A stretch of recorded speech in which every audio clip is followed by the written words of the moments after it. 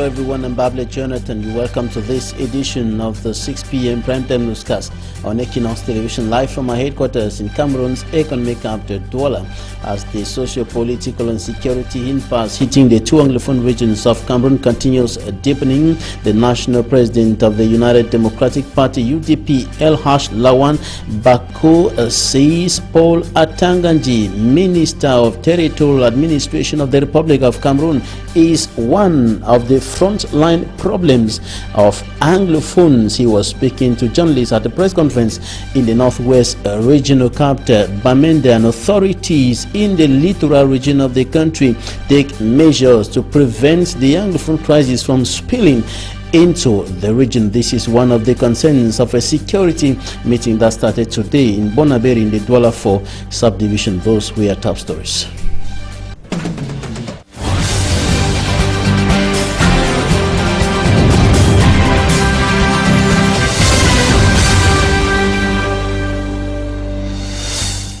Thanks for joining us on this edition of the news on Equinox Television. Administrative and security authorities in the littoral region of Cameroon are getting more and more concerned by the threats posed by the Anglophone crisis in the northwest and southwest regions of the country. There are fears that the crisis could spread further into the littoral region, and so measures have been discussed in order to prevent the spreading of the crisis, notably from neighboring southwest region into the littoral region. It should be noted that there are many persons who have fled violence in the crisis-stricken southwest region and even the northwest region, and are now seeking refuge in the littoral region. This is one of the issues on the discussion table at an ongoing security meeting that started today in Bonaberi, Douala 4 subdivision. A reporter for me, Armstrong Sander, was there, and this is what he brought back.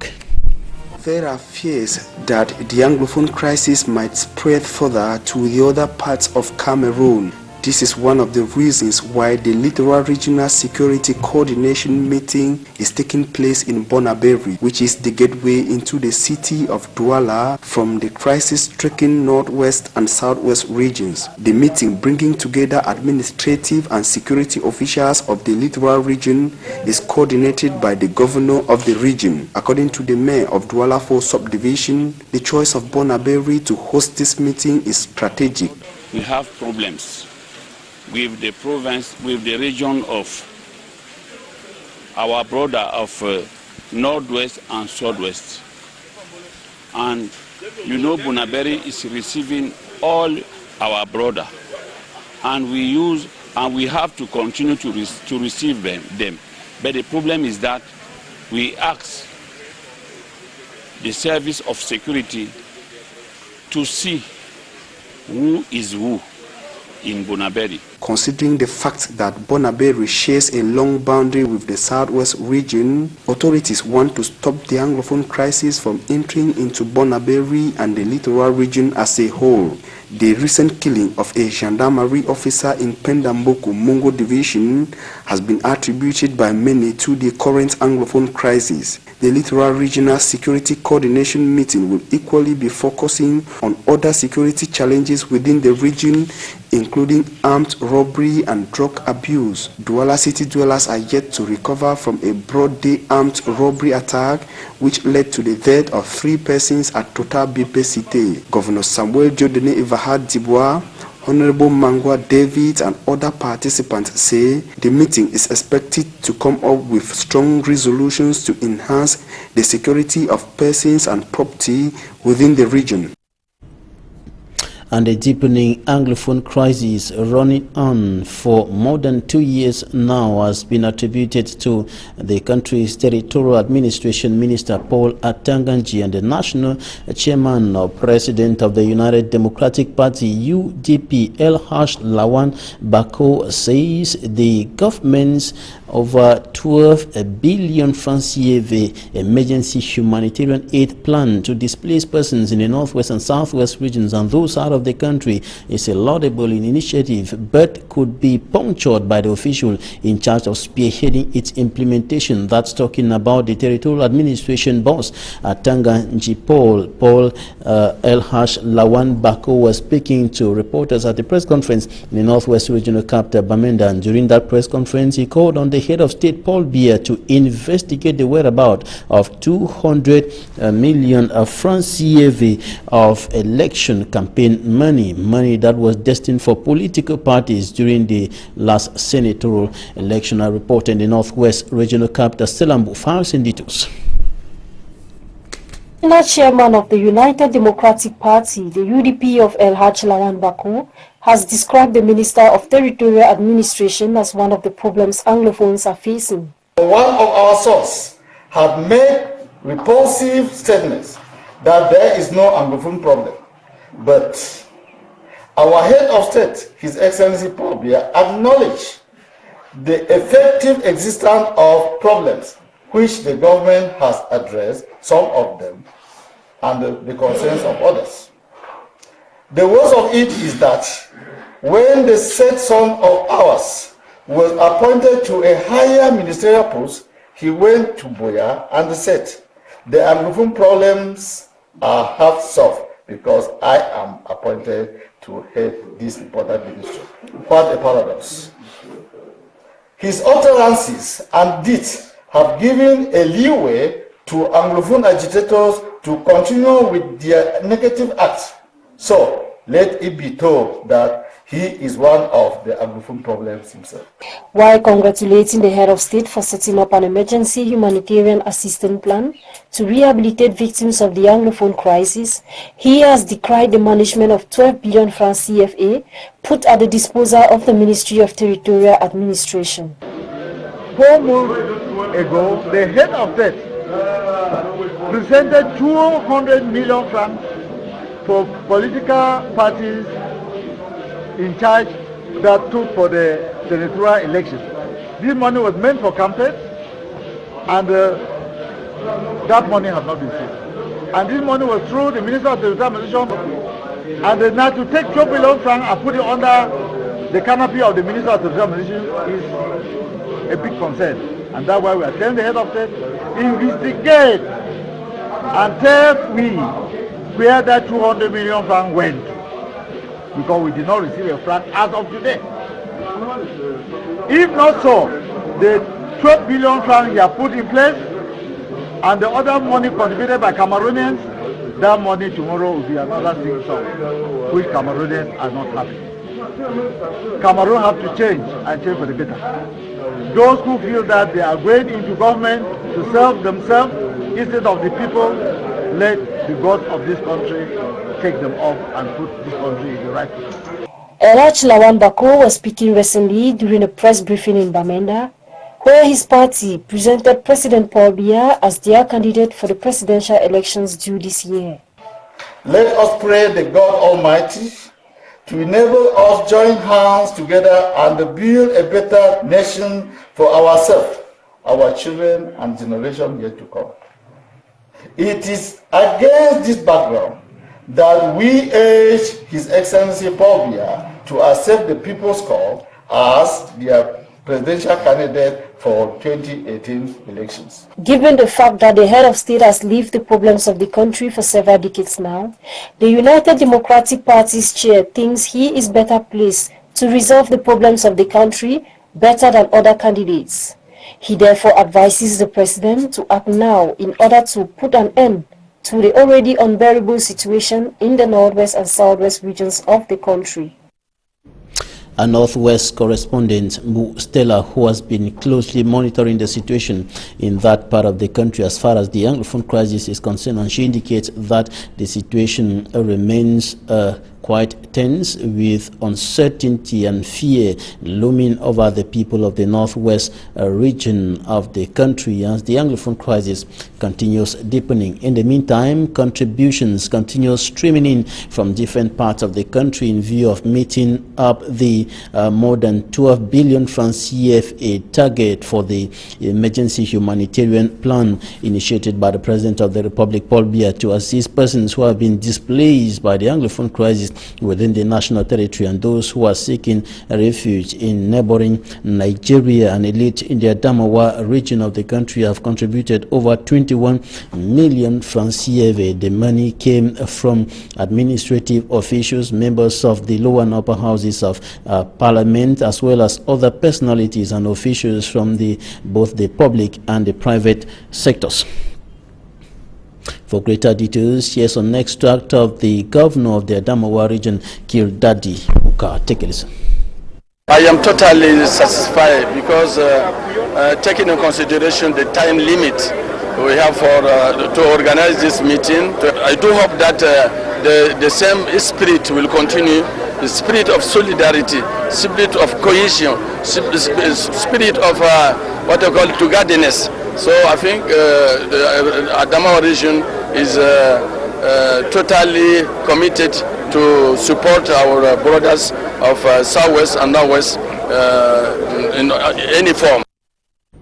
An internal crisis is rocking the main opposition political party, the Social Democratic Front, in the west region of the country, particularly in the Bafoussam 1 subdivision, where the militants have been split into two camps. Notably, that was during the last election to put in place new officials for that electoral district. We have details in the following report. Bafoussam 1 electoral district of the Social Democratic Front in troubled waters. The renewal of the party leadership has split militants into two opposing factions. Many of them are standing behind the former mayor of the Bafoussam 1 subdivision.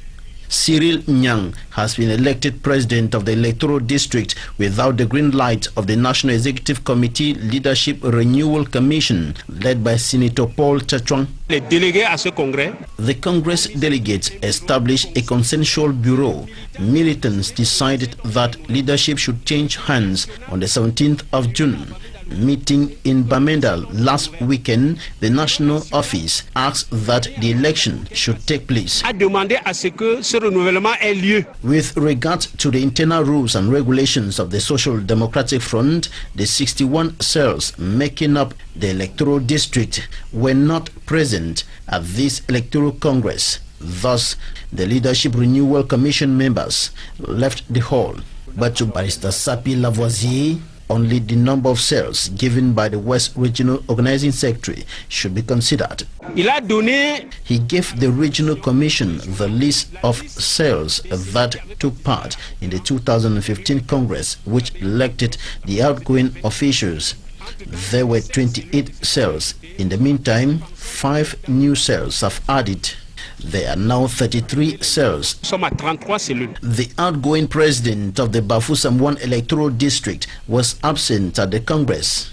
He says Cyril Nyang was elected in violation of internal rules and regulations of the SDF. We informed the commission that the Bafoussam 1 electoral district was not ready to organize the election because we were renewing the cells, preparing municipal and legislative elections, and the 20th and 26th of May feast.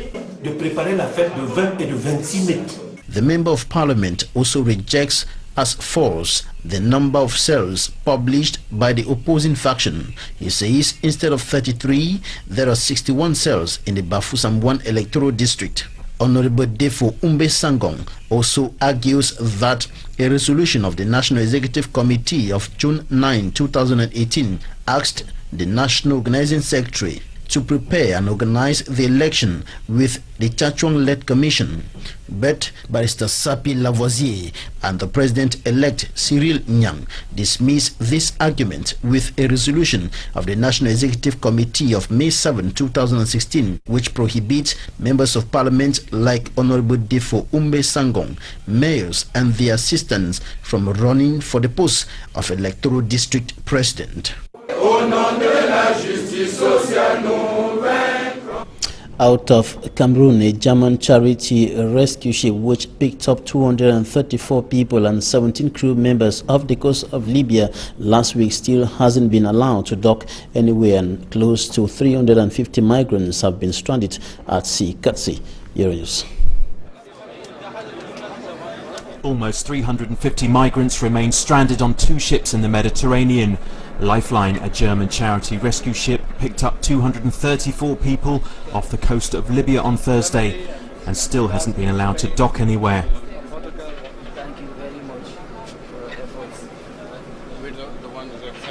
And on Friday, a cargo ship operated by Danish shipping line Maersk rescued another 113 migrants, also off the Libyan coast.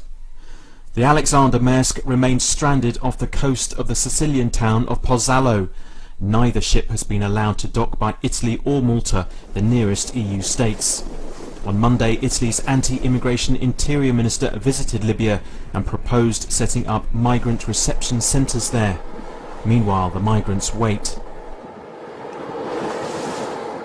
We are spending all our time trying to speak to everybody who wants to listen about this massive problem that we have. And that's our focus. That is to make people understand this is not sustainable. The people that we have rescued needs to be safely landed so that they can get the proper attention that they deserve. That's not something we can undertake, and therefore we need it to be resolved. We are talking about minutes and hours rather than days. We simply need to have it resolved now. The ship had received a request from Rome's Maritime Rescue Coordination Centre on Friday to change its course after picking up a distress signal from a shipwrecked vessel. Thanks for staying with us into the smart side of the ongoing 2018 FIFA World Cup in Russia. Smanjik and Gabriel, you have the latest from Russia. Yes, Babila, good evening. And just to know that the latest, we already know Group C, the matches there are already complete. They were played this afternoon. We are going to begin with the first game that took place this afternoon, maybe to start with the game pitting Peru. This man, they call him Andre Carrillo. He becomes one name that Peru will never ever forget. He scored the first World Cup goal for Peru since 1982, and it should be known that Andre Carrillo's goal was followed by Paulo Guerrero in the second half, and that of course ended them their very first win in the World Cup since 1982. It should be noted that Peru are picking up this victory after the last one, a World Cup match that was in 1978 when they beat Iran 1-0. So Peru, at least, they are returning back home to their own country with 3 points. Remember, Peru had lost their first 3 matches. A total number of 44,073 fans were present at the field this afternoon to watch Peru win their ever first World Cup game, and of course the first goals that were scored this afternoon. So Peru were a very happy side as they clinched all 3 points. The fans were there in their numbers to support their darling team. They were in all sort of marks, they were in all sort of attire to ensure and see that their team picks up the victory, and the victory was gotten. Australia was the victim of Peru after some years in the cold. And in another encounter today, Denmark locked horns with, I want to say, almighty France. Well, you might say almighty France, yes, but the game was a game that was having a lot of tension. There was a lot of pressure on both sides. Even though we already know what is happening with that game, we know that a withdrawal for Denmark was supposed to see them through to the next round, just like France that was just playing for playing sake, because they were already sure to qualify for the next round of the tournament. But Babila, one thing is peculiar about this game. The game ended goalless. It is the first game since the World Cup started that is ending without a goal scored. Almost every game that has been played this far in the World Cup, there are already 38 games played in the World Cup. This is the first game, Denmark-France, which ended in a goalless draw. So it was the last game that ended in a goalless draw, and the only game this far, we might say, in the World Cup that has ended goalless. Denmark-France, goalless, even though the action was really jam-packed in the course of the game. Now, the classification table as far as Group C is concerned. Classification table, you will see France remains on top with 7 points. Denmark second with 5 points. The two are done for the next round of the competition. Peru will be going back home, heading home, but they have at least 3 points in their pocket after having lost 2 games. But Australia, maybe the Kiwis of Australia, they might be the ones to be regretting. Why can't we pick even 3 points? The Kiwis finished Group C with just 1 point. And another African side will be getting to the pitch tomorrow. That's Nigeria against... It is today, in some few hours' time. Today, sorry, against Argentina of Lionel Messi. Yes, and just to know that the fans are already displaying along the streets of Russia. Argentina, Nigerian fans mixed together. They're already having fun. I'm sure when they get into the field at Sochi this evening, it will be a different ball game. It will be rivalry between the fans. But for now, we can see them. The first fans are already in the field, and the fans of Nigeria mixing up with theirs of Argentina is a great one. It's fair play. But I want to tell you, Babila, that this game is going to be a crowd puller and a game that is going to amass a lot of tension back in Argentina and back in Nigeria. Why not? In Douala, we know we have so many inhabitants, Nigerians here who live in Cameroon. So it's going to be a tension-packed game, full of attraction, but it could be a game in which Lionel Messi, we saw him the other day in a picture, the others are going ahead and he's going behind. It could be a game for him to revenge. Well, if he can revenge, that is why we say let us compare Lionel Messi and Ahmed Musa. Those are the two key players that people will want to see if they are going to start with Ahmed Musa today. You will see if I will look at their games played this far. Ahmed Musa 118 and Lionel Messi 180 games, and of course this far that is the minutes played. The minute played this far, and you want to see Ahmed Musa have scored 2 goals in 118 minutes played, and Lionel Messi 180 minutes played, no goal yet. So when we look at it, Ahmed Musa 3 shots, Lionel Messi 12 shots, and we want to tell you that in terms of who scored, who they have rated them already. Ahmed Musa, the person who scored first, is Lionel Messi, who has a total number of 7.34% or rate of scoring first. But at the time being, in 180 minutes played at the World Cup, Ahmed Musa with 2 goals, Lionel Messi 180, no goal yet. We don't know what will happen to them. And for us to look at the statistics of Lionel Messi himself this far at the World Cup, Lionel Messi, he has 12 shots and no goal. That is to tell you that Lionel has not been so... His performance has been very low. It's not been so straight. It's not been so straight this far, so far as the World Cup is concerned. Now, if you want to talk about the record man to Musa, Ahmed Musa, who made Nigerian proud, if you look at him, he's climbing up steadily for the most goals scored by African player in the World Cup. You see the first person still remains Asamoah Gyan. Cameroon's Roger Milla, the Indomitable Lions, are not at the World Cup, but Roger Milla is second with 5 goals, and Super Eagles Ahmed Musa of Nigeria is with 4 goals, meaning if he scores a goal today, he will equal Roger Milla's level of goals at the World Cup of an African player bet. That is to say, if Nigeria will remain in the competition, then maybe we might hope that he might become the top African player who has scored as many goals as... And Nigerians are expecting a lot from him on this decisive day. Yeah, Nigerians are expecting much from Ahmed Musa. That is depending on the strategy of Gernot Rohr who is the coach of the Nigerian side. You know, Ahmed Musa was brought in from the bench in their previous game. That was their first encounter that they lost to Croatia. But in the match against Iceland, Ahmed Musa started and even almost finished the game. So it depends on the head coach, Gernot Rohr. Just for us to remind televiewers, that after the first games earlier on, these are the second games coming up. We are going to have Iceland to take on Croatia, and at the same time we shall be having the Super Eagles of Nigeria to take on Argentina. Just to know that these two countries, these two nations, they are very good friends. They know themselves so well. In the last friendly in November, Nigeria beat Argentina by 3-2, and it should be noted that even the Argentina side eliminated Nigeria from the last World Cup at the level of the group stage. So they know themselves so well. They are good friends when it comes to football. So it's going to be some sort of an encounter where they know themselves, and they know themselves, but one needs the victory. The Albi Celeste of Argentina, they must win if they have hopes of remaining in Russia. Nigeria, they have to just play their game. If they score one and they can keep their defense, for no goal, good. But a point will play the tricks, because if we look at the classification table of this group, Lionel Messi's side has considered the total number of 4 goals, and even a small nation like Iceland with just 2 goals considered can tell you that they have chances. Should they beat Croatia and the results turn around, then we might look at the goal difference. If, and that is it.